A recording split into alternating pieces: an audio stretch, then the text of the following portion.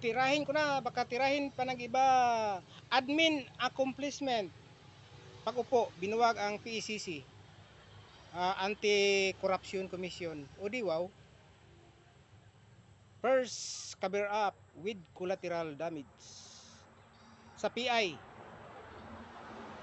si PRRD ang kalaban noon, si Kibuloy ang nakolateral, di ba? Yan. Next. Bicam.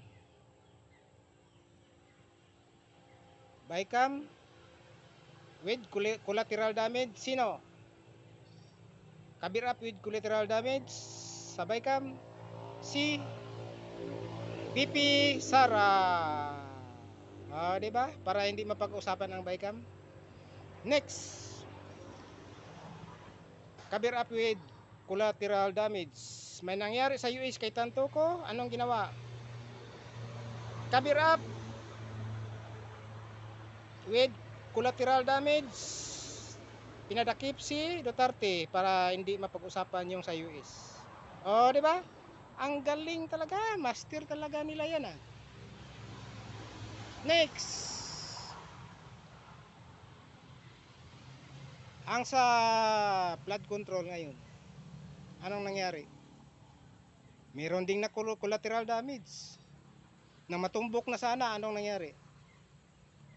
Pinilitan si